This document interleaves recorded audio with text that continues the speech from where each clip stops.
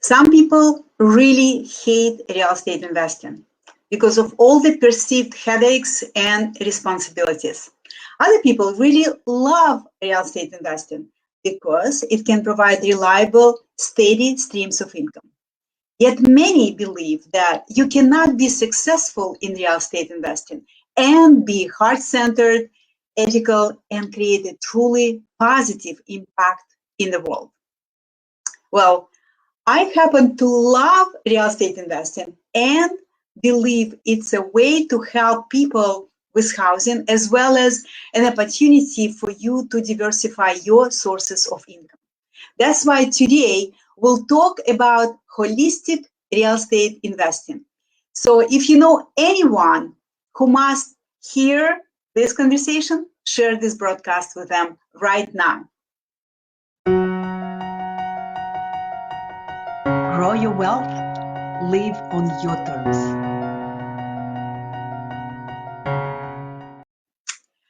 Hello, powerful people. Welcome to the Conversations with Experts, a show that allows you to connect with experts in different areas of life. Our intention for this show is to help you be your best self and create your best life. I'm Millen Livis, the host of the show and financial independence mentor. Are you a busy entrepreneur or hardworking professional who wants to be financially independent? So you have the true freedom of choice. Awesome. Glad you're here. Because if you want your money experiences to be different this time, you've got to do something different with your money than you've done in the past. So go ahead and download my wealth planner for free. And here's the link to download this wealth planner PDF and work your way through it right away. And in case if you want real-time support, join my free Facebook group community, Wealth Building for Powerful Women. And here's the link for that. And yeah, all right. Now let's move on to our topic today, which is holistic real estate investing. Wow. I'm so excited. And my amazing, powerful, and super successful guest today is Carolin Ricciardi. Carolin, welcome. So happy to have you with us. Good morning, Millen. Thank you so much. I am very, very grateful to be here with you on this show. I appreciate you inviting me. Thank you. You know, honestly, I really, and I mentioned this to you before we started the show, I really feel that you are my sister from another mister. But let me officially introduce you because you have such an amazing success story. So Carolin Ricciardi is an entrepreneur, real estate investor, author, coach, and speaker. She is the owner of 5 companies and created a true win-win environment with her partners and her clients. Carolin started her journey in her teens as a hairdresser, went on to achieve Bachelor of Social Work, just like my daughter, by the way, which led her to a 13-year career with children's services. And eventually, this journey led her into full-time entrepreneurship.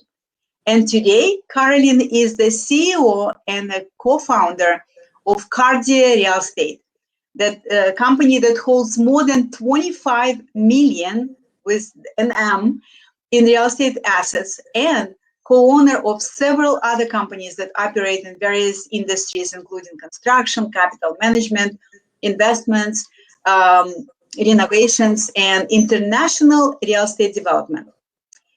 So Carolin also founded a creative real estate academy, and she is on a mission to share her real estate knowledge with many people, as many as she can touch. And when Carolin is not focused on her business endeavors, which I don't know where she finds time outside of her business, she enjoys travel, surfing, outdoor activities, and spending time with her beautiful family in her hometown of Calgary, Canada. So happy to have you, Carolin. Thank you so much, Millen. I really appreciate the warm welcome and that introduction. Thank you.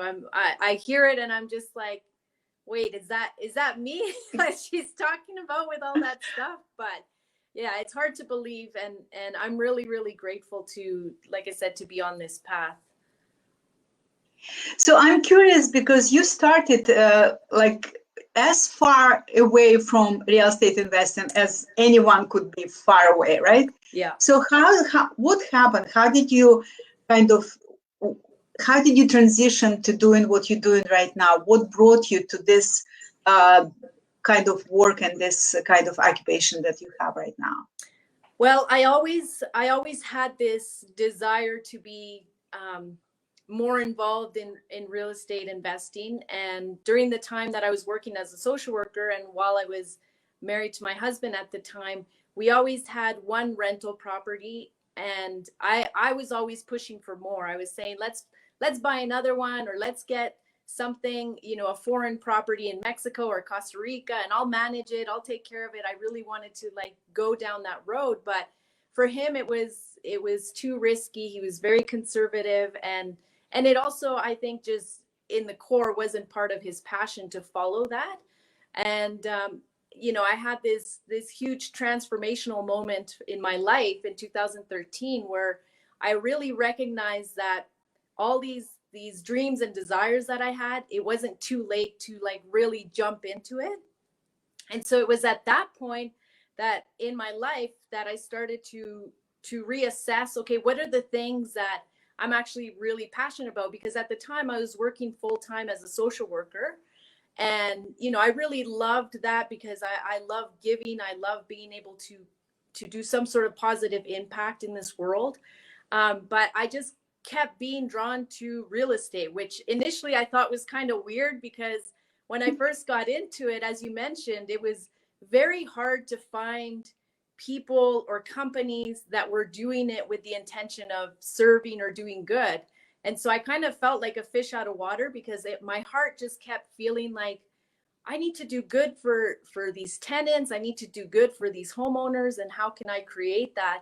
And that's really, when I started to go really heavy into my real estate journey. And as I was working full time, on my days off or the downtime at work, I would start searching for properties and having conversations with homeowners, and then just starting to build my portfolio that way until it was enough that I was able to quit my full-time job with the government and just go into real estate full-time.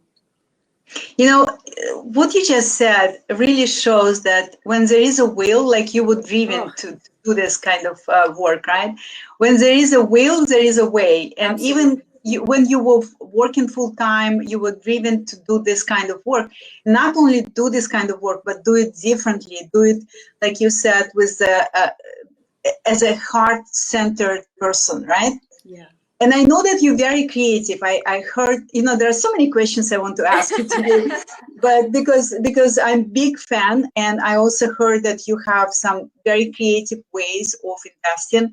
So for all the people who are watching us now and will be watching us later, I would like to ask you some questions that would help them maybe to jumpstart their real estate investing career, or feel that it's not just a pipe dream, that it's very feasible and very doable. So could you please share some different creative strategies that you use in real estate investing, and maybe specifically mention which ones are your favorites? Sure, absolutely. And I love that you asked that question, because a lot of times, like even myself, and I guess way back when I was married and I wanted to get involved, the things that held myself and my husband at the time back was thinking, oh, we have to have a huge amount of capital to get started. We need to be able to qualify for all these mortgages to get more properties. And that's one of the things that, like you said, I had to get really creative, because when I went into this full time, I was just in the early stages of separating. So I was starting to rebuild myself financially and independently. So I didn't have the capital to get started. So even in my first real estate transaction that I did, I actually did what's called a wholesale. So I found a property that was at a really good price, and I was able to find an investor who bought that property off of me. So I was really the middleman between the two.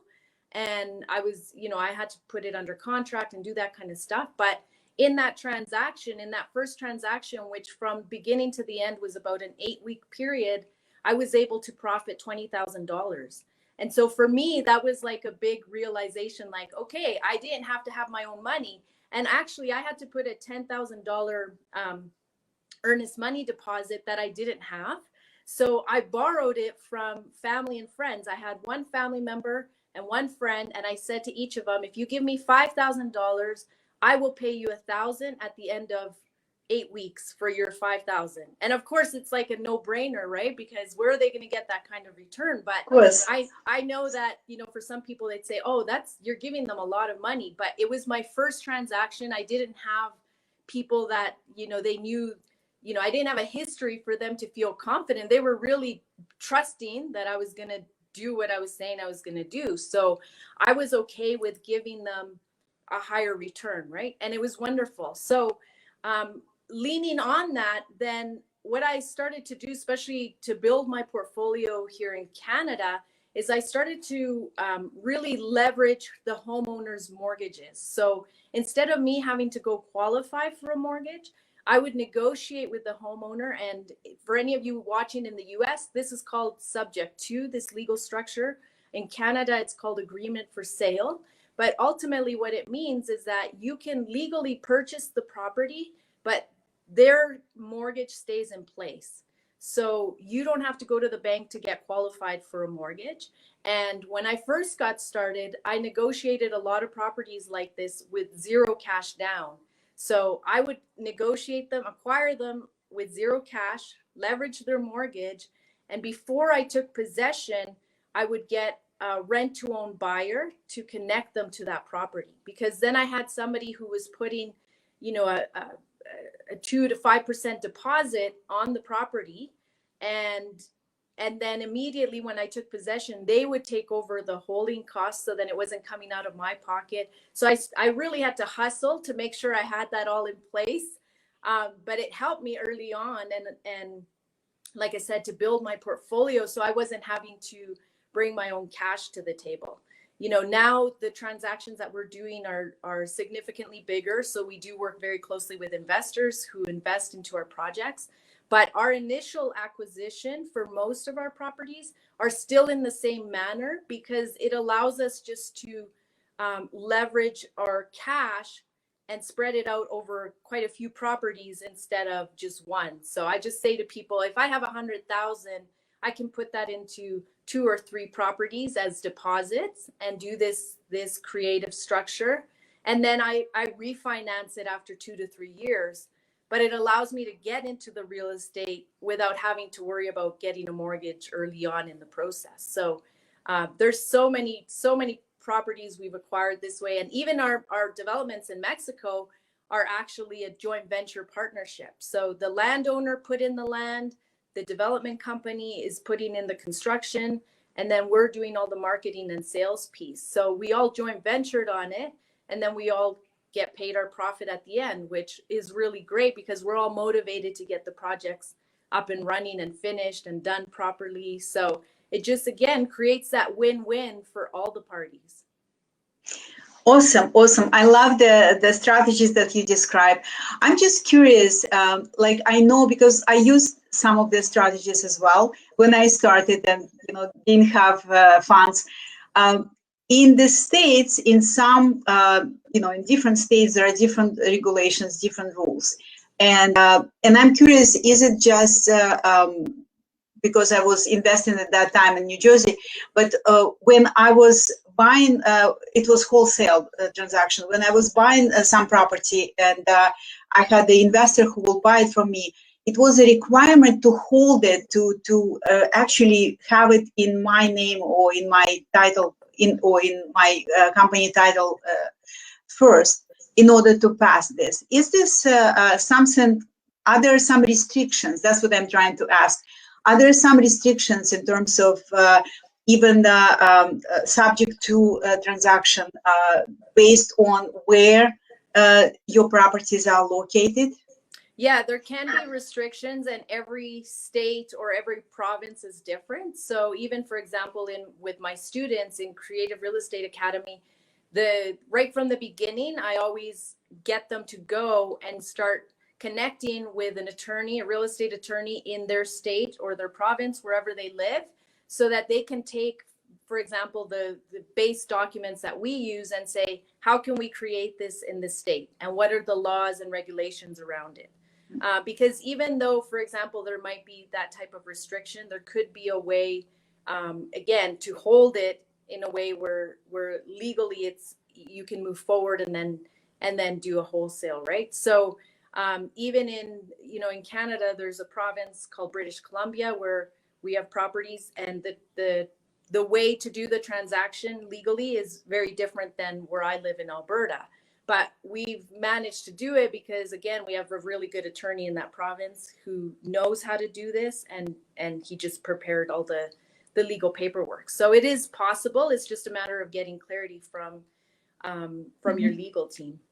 Yeah. So do you have a team, like, for example, maybe a property manager and attorney in the different geographical locations where you have properties? You have a team everywhere, right? Yeah, absolutely. Even in Mexico, before we got started, the biggest component for us was making sure we had a legal team and our accounting team, because first of all, in Mexico, we had to structure a whole corporation, and we had to make sure that that was structured properly so it could funnel back to Canada and back and forth. And then also for all of our paperwork and these joint venture agreements, we wanted to make sure that everything was solid, and we do that in every province or any state that we work in.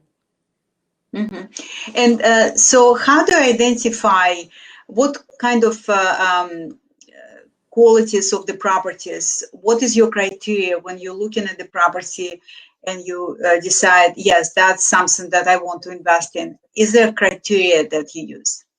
Well, that's a really great question, because as I mentioned early on in my journey of building my portfolio, I was turning a lot of properties into rent to owns because they didn't require a cash up front from me. I was putting these tenants that put money in, and the beautiful thing, the reason I loved the rent to own exit strategy is because they came in with the responsibility that they're buying this house, and so they take care of the property a lot more than if they're tenants. True. So a lot of my portfolio early on was rent to own, and I would focus on like single family homes, condos, townhouses. It really, at that point, it was really just based on like the demand. If I would post it, and because that's another thing that I would do is when I negotiate with homeowners, I try to do a 30-day period where I can market the property as a rent to own, so I can see what kind of interest I have. And then that way I'm not committing myself to the property if nobody's interested in renting it or doing a rent to own. But right now the criteria is more based on the vision and the impact that I want to do in this world. So early on in this year, in January, I actually set the intention that I wanted to do more intentional acquisitions where I was able to implement things like land regeneration, food growth or food sourcing, somewhere where we could start to grow food and have an impact in that market. Just because with COVID, obviously, there was a lot of realization that we were, especially in Canada, we were too dependent on foreign markets for food. And so with that, things started to show up. So we actually acquired 13 acres of farm that was run down. And my team right now is rebuilding that farm. And even though the land is completely degenerated right now to grow, what we decided to do is we're building a greenhouse community. So there's individual greenhouses that people can rent, people from the public, and they can come grow flowers and vegetables and whatever they like. And then on the land, we will also be offering a weekend farmers market so they can sell their produce there, and an art studio and a woodwork shop. So there's going to be all these different creative mini businesses on this land. And that, again, that's just like getting creative and figuring out how can I, one, make this property profitable, but two, start to make that big impact that I was talking about on the land, on the way that we can make food sustainable and really be part of that.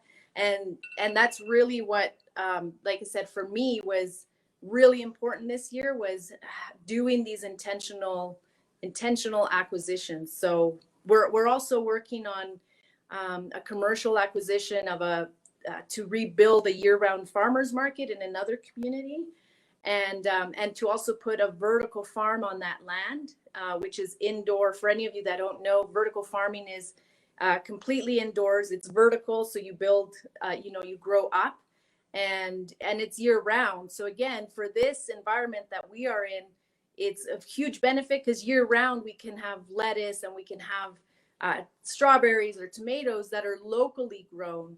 And that's really kind of the focus I'm on this year. Yeah. You're such a visionary. I just love how you see opportunities, and how your approach is not just what you can get from this, but also what you can give, because we cannot give what we don't have, but we also cannot keep what we don't give away. And you really embody this principle. And I just want to tell you that it's very popular in Europe. I know that they basically rent you pieces of land, and you can have like a small gardens. Yes. So it's a very interesting concept. I always, when we travel in Europe and I see this little parcels of land and people grow tomatoes and whatever they grow there, it's like so cute. And I love it. I love it. And I think that this idea is great. And the fact that you build in the vertical, you call it greenhouse or farming. Yeah, farming. On the 13 acres, it's greenhouses. So they're individual 8x10 greenhouses. The reason we did greenhouses is in Canada, it gets very cold, early on. And so we wanted something that people could use year round. But the other thing I want to mention quickly about that, with regards to creative real estate acquisition, that was a $1.2 million acquisition, but we managed to do seller financing, where we only put $100,000 down, and then he's financing it for 5 years with the option to renew for another 5. And so we didn't have to go do any bank financing or anything. We just had the legal paperwork done by our lawyers, take possession, and do what we need to do. The land. That's like the best. That's the best acquisition. If you can get seller financing, and you don't need to worry about dealing with the banks or hard money lenders.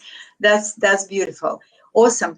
And that's a very nice kind of intro into my next question. Like you chose to name this topic today, holistic real estate investing.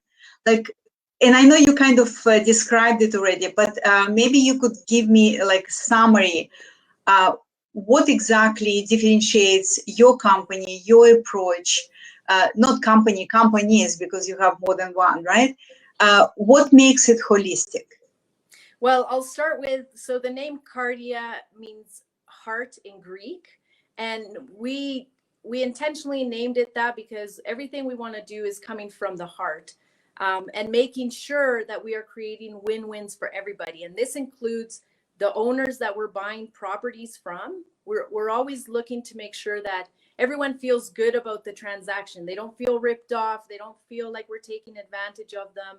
And then same with our tenants, same with all of my team members, same with our investors. We are always putting them, in that same category. Everybody needs to win in this. And also the home that we take on, right? So if we take homes that are run down, we make sure to bring them to that higher level standard, so that even if we have tenants in there, they feel good about where they're living. And then now with the land items, we intentionally want to make sure that we are giving back to the land and not taking from it. And that's why, like I said, with this farm, for example, we know, we had a specialist go, we know the soil is so depleted because it's so over farmed that we just need to let it rest, but we can do other things to give the land that time and still be able to create something profitable. So that's what I mean by holistic. It's about looking at the whole picture. It's not about just like, how do I benefit? How does Kardia benefit? Or even just our investors. It's everybody has to win. Otherwise, we don't move forward with, you know, with the property. So we always have a saying is that if it's not a 10 out of 10, then we're not doing it. And that's really how we make decisions on projects. And we also lean into like, how does it feel? As you know, I do a lot of meditation, and I intentionally set that into my meditation. You know, is this the right thing to do? Like, give me clear answers here, show me. And then when things start to flow, then we know, okay, we're in the right path. That's why I said, that's why I feel like you're my sister from another mister, right? Because I love this approach. I love this heart-centered, purpose-driven investing. And that's basically how I feel about investing as well. And so, Carolin, do you invite investors to invest with you right now, or what opportunities do you have for people with you right now? I know you have your academy. Maybe you're looking for investors. Just tell me what you're looking for, what you can offer people who watch us now. Okay. Yeah. No, that sounds great. So, yes, that's the other thing too. I created the Creative Real Estate Academy to be able to teach people the tools. Particularly if they want to be active investors. So I always talk about that there's a difference between active and passive, because some people, they want to get into real estate, but they're full-time professionals, or they have their own business full-time, and they don't physically have the ability to go find these portfolios. So Creative Real Estate Academy is for the active investors, people that want to learn how to do it. And then we do have passive opportunities within Kardia Real Estate. And we have, as you mentioned, we have a real estate fund that's for registered money. And then we have a fund that's for people that want to invest cash and have, you know, really good returns on their money on a yearly basis. So we always have the doors open to be taking on investors, because we never stop with new projects coming on and things that we take on. So it's always great to continue to build those relationships. Is there a minimum investment amount that people should have to invest with you, with your ventures? So it depends, because if they're investing, for example, through registered funds, there's a minimum requirement there. I believe that one is $10,000. And then typically with Kardia Real Estate, the minimum is $50,000.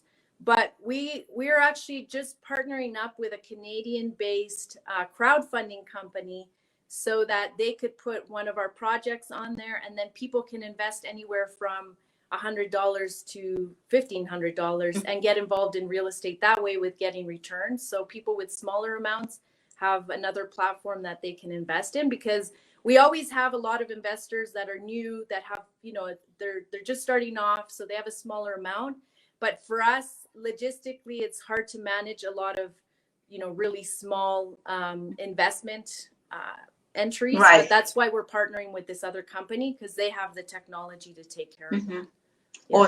Awesome. And is there some range of return that you offer on investments that people make? Yes, on the registered funds, it's 12%. And then on the non-registered funds, it's anywhere from 16 to 20%, depending on the amount and the terms. So if you leave it in for a higher period for 2 years, then you get into the scale of the 20% return. But again, the reason we are very comfortably able to offer that to our investors is because of the way we acquire our properties, right? Because we're using minimal cash in, and we're turning those into really great profit centers, and then we refinance. And so we are typically anywhere from 80 to 150 and infinite return, depending on obviously how we've acquired it. But that's why we can do those, like I said, comfortably offer those returns. Yeah. Phenomenal Success, phenomenal approach. I really love the, like I said, you know, I can feel and I can see how you approach your work, from not from just what I can get, but what I can also give, because, you know, money has to circulate. Yes. We cannot just take. Yes. We have to also give, but at the same time, we cannot give what we don't have. So your companies are profitable, and they allow other people to basically you lifting all the boats with you doing that well. So I want to ask you, how would you like people who want to contact you, how would you like them to contact you? Yeah, I think the best way is if you send an email to me. It's carolin@kardiarealestate.com. And then that way I can book a one-on-one call and figure out how we can be of service to you, right? So whether that's you want to learn how to invest or you want to passively invest, then we can have that conversation and see, like I said, how we can serve you and create that win-win for yourself as well. Fantastic, fantastic. Thank you so much. I'm sure that people who heard us today, who saw you speaking and feel the energy, like I feel how sincere you are, how wholesome you are, that they would love to get involved with your companies, with services that you offer, whether it's your training, whether you invest in opportunities that you offer. So people, grab this email and contact Carolin. This is an amazing opportunity, the returns that she offers, and the minimum investments also, like if you come from crowdfunding opportunity, it's really not, it's a no-brainer, I would say, right?